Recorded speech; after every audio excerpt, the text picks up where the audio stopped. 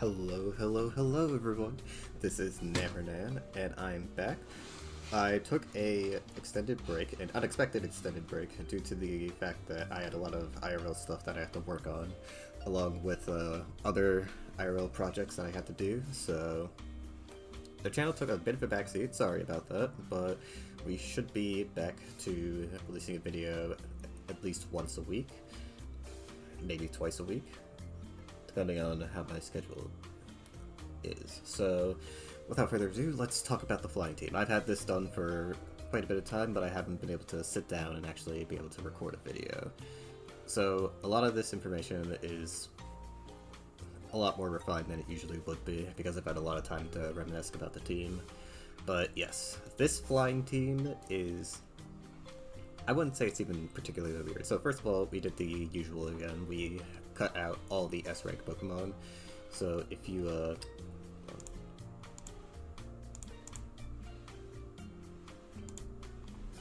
look at the viability rankings, I had speed tiers up instead of viability rankings, sorry. But if you look at the viability rankings, Corviknight, Gliscor, and Tornadus Therian, these are the S-rank Pokemon, and they are not on this team. Now, those S-rank Pokemon specifically are pretty good.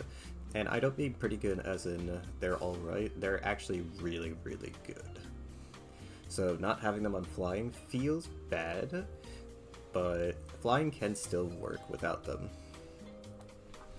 Especially against not highest top of the ladder players. But in general, I feel like flying's A ranks specifically are pretty good. Like, these 5 alone are really solid, all 5 of them are on my team. And then we had defensive Gyarados to really round out our coverage. So let's just go into every single Pokemon. So we have Landorus. I was told that Choice Scarf Landorus Incarnate is the better version on flying. I personally, when I used the set, I didn't really like it that much, so I just went back to regular Sheer Force Life Orb, and I enjoyed that a lot more, and I also had more success with it, so it could be very well just be a pilot thing, I'm not sure, but I do know that people think Choice Scarf is better. I tried it, didn't like it, such is life, but yeah, this set is just a classic wall breaker set, nothing super special about it. I put on Sludge Wave instead of Gravity or Rock Slide, so I could hit the grass types that were kind of annoying me before, and also fairy types as well. Mainly fairy types was the main reason I put on Sludge Wave, because I was getting annoyed at Clefable being able to kind of do whatever it wanted on my team. So yeah, I ended up getting some Sludge Wave so that it could do that for free. But yeah, besides that, this is just a pretty standard set.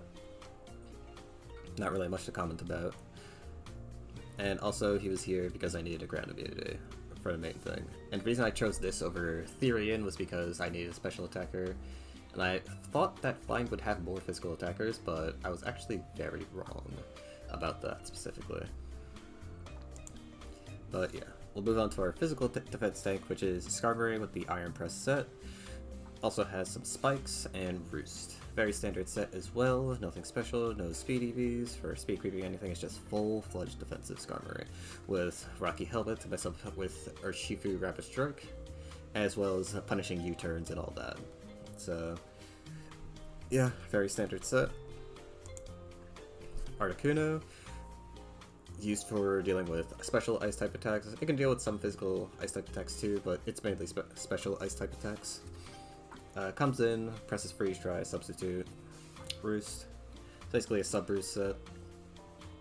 Wears down the Ice PP, and then after that, Skarmory or Landorus can do a lot more of what they want to do without risking having to get one-shot by an Ice move.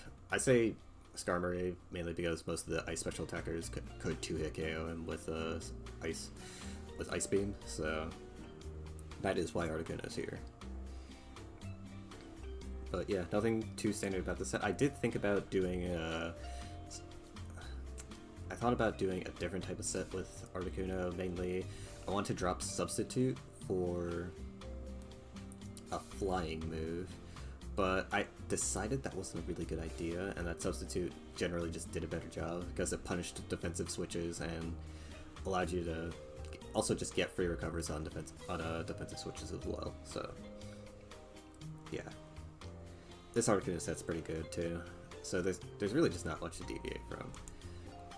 Dragonite, we have heavy duty boots with Dragon Dance. I wanted to do Choice Band originally, but again, I didn't really like how that ended up playing, so I went with heavy duty boots. This is very standard Dragonite stuff as well. Yeah, not much to say on this set, besides the fact that I just wanted a physical attacker. And Amaris is a mixed attacker here that has a Choice Scarf. Moonblast, Superpower, Earth Power, Healing Wish. Healing Wish is used to heal up either Dragonite, so you can get another go at a sweep, or it's used to heal up an Articuno or Skarmory that might not be able to come into the field, which can be very game-changing. So yeah, also a reminder that Healing Wish can be stored.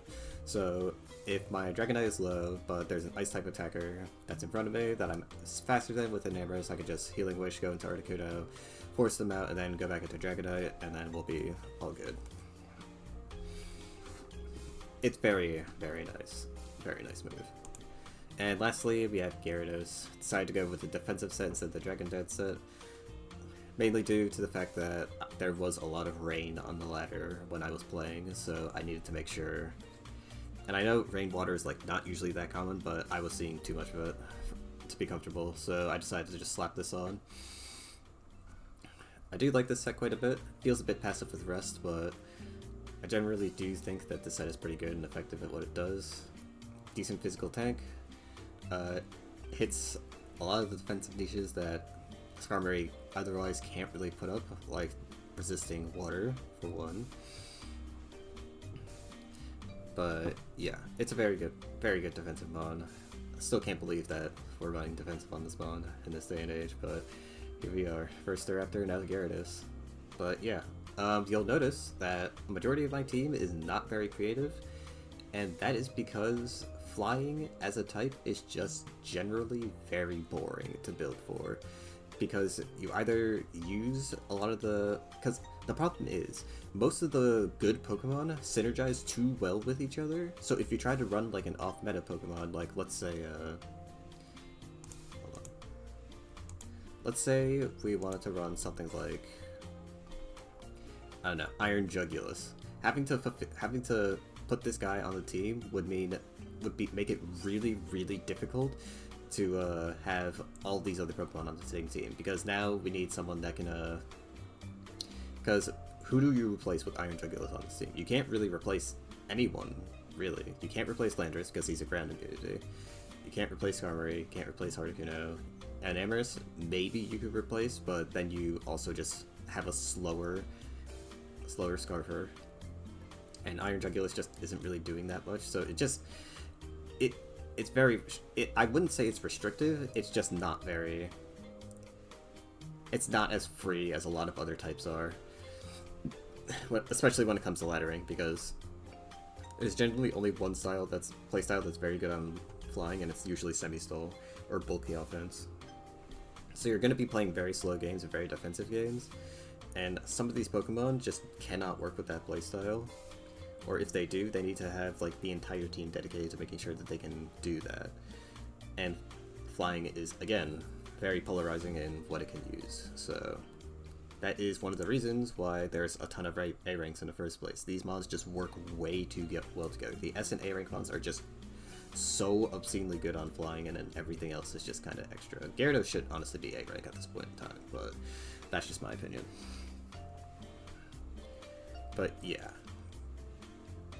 this type was definitely the least fun to build for, because it was just standard stuff and spamming that. Playing the team otherwise was really fun, but building is just not very exciting. But yeah, enough about my complaints, let's go into the replays. So, I did this on a new alt, Nebernance Cat. This is in the 1400s, as you can see. But yeah, first replay is against Dragon. Dragon is actually a pretty alright matchup. I mean, most of the flying matchups are usually just even or okay. It has very few bad matchups in general.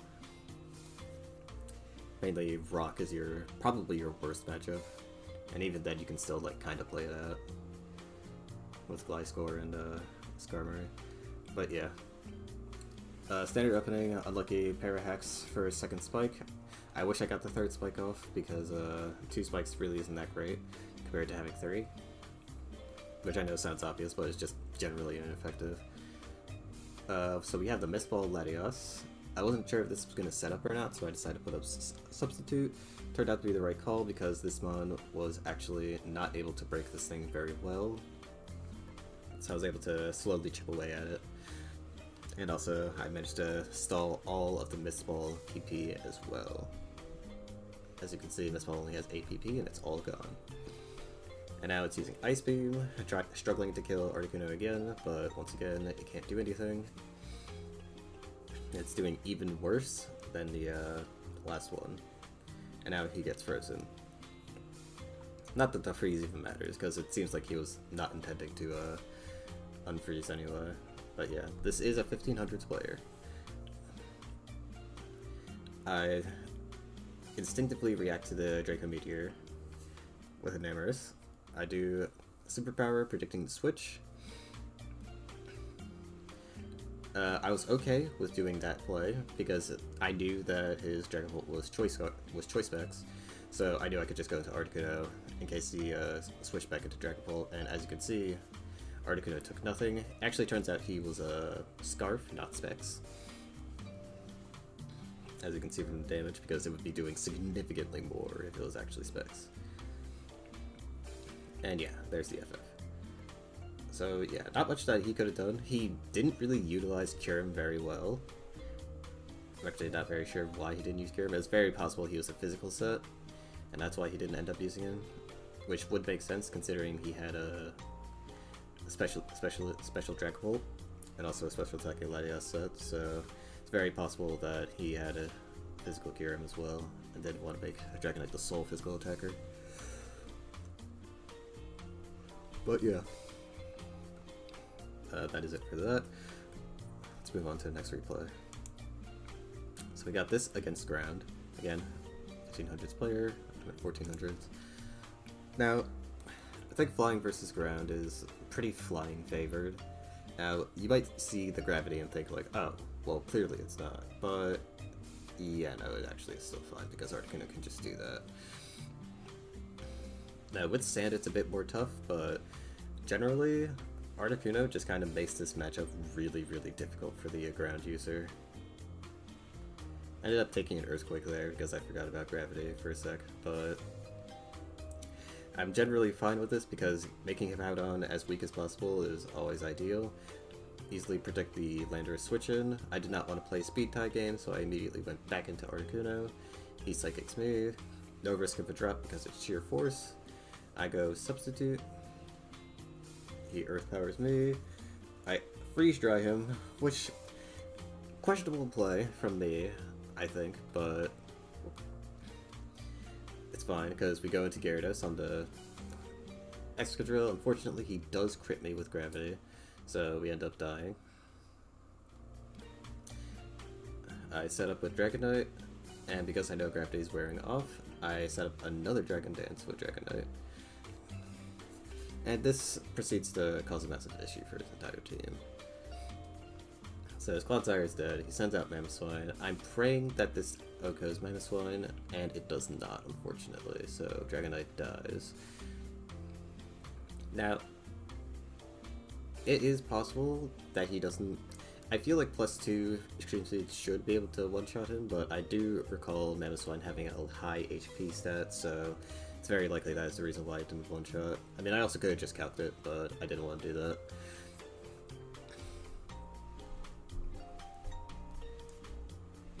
And yeah, I ended up winning because of the defensive switch into Sandy Shocks. I actually played this decently, except for that one play with Articuno, but yeah. This was just a pretty easy matchup, so I don't think this was really a good showcase of the team. Although I did get to show like a lot of what everyone did. I wouldn't really say it was a tough matchup. And this matchup is also pretty flying favorite, I would say. I mean, like I said, most of Flying's matchups are either favorable or just even, which is good for Flying, because if it's an even matchup, it means they can just play it out really slowly and usually win. But yeah, we end up getting rid of Breloom pretty early. We put Landers to sleep. Ogerpon uses Encore. I send out Enamorus as a response. He anticipates the Choice Scarf in Enamorus, and he is right that it is Choice Scarf. I use Superpower, get the +1. Sinistcha comes out and absorbs its Grassy Seed. This is a 1500s player as well. I put in Gyarados to, I believe I put him in so I could Thunderwave him. He ends up Machikaching me. So this paralysis is purely just to make playing against my Articuno just as painful as possible. Because now he has to deal with potentially, you know, not moving. I end up switching out immediately because I didn't want to get Encored again, and he outplays me there. Very well played. I end up body pressing his Ogerpon though. I'm not sure why he didn't switch into Sinistcha there, but to each their own. He might think that I have a Brave Bird or something. And as you can see, there's the paralysis, allowing me to get a free switch in. Articuno is able to wall the Shadow Ball. And now we do another substitute. This time we got Meowscarada. I knew it was going to use Triple Axle, so I was just like, okay, let's just punish this with Rocky Helmet. In general, this should not be as good of a play as it was, but it was pretty good, because now Meowscarada is in a Dragonite E-Speed range. I wanted to set up on him predicting a switch, but I realized that's definitely not going to happen because he has Spikes up, or I have Spikes up, so he's just going to try and Triple Axle me. He double switches into Rillaboom. I wasn't super scared of Rillaboom, but that did do a lot of damage, a lot more than I was anticipating. Torterra comes in. Articuno is faster due to its minor speed investment. And yeah, after that, it was over. This is a pretty well played match from my opponent, to be honest. And Ogerpon, it's actually funny, because this grass matchup was only as bad as it is because he used Ogerpon Cornerstone instead of Hearth Flame. If he was using Hearth Flame, this matchup is a lot easier, truthfully. Because Gyarados just completely stonewalls that thing. But he had Cornerstone, which is significantly harder to deal with because it hits everything neutrally with Ivy Cudgel, Rock-type Ivy Cudgel. So it was pretty tough. But yeah, that was this team. And yeah, it was one of the more fun teams to use, but it was definitely the most boring team to build for. There's just nothing really, I didn't really cook on this team. I think this is more of a showcase of how good all of Flying's Pokemon are. And that if I can do this against like semi-experienced players with no S-rank Flying type Pokemon, imagine what you could do with the S-rank Flying type Pokemon. Like, this type is ridiculous, truthfully. But yeah, this is it for this video. So be sure to like and subscribe and ring that bell so that whatever happened to my fairy video doesn't happen again. And I will see you guys in the next video. But first, let's spin the wheel. Oh, actually, I need to redo this because Flying was on the thing.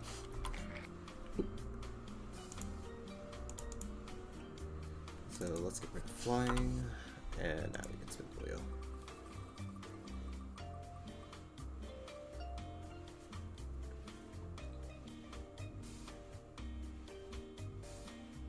Well, it was Psychic anyway, so yeah, we'll be doing Psychic. I'm actually really excited for this type, because there's a lot of stuff you can cook on Psychic, unlike Flying. So I'll see you in that video, hopefully soon.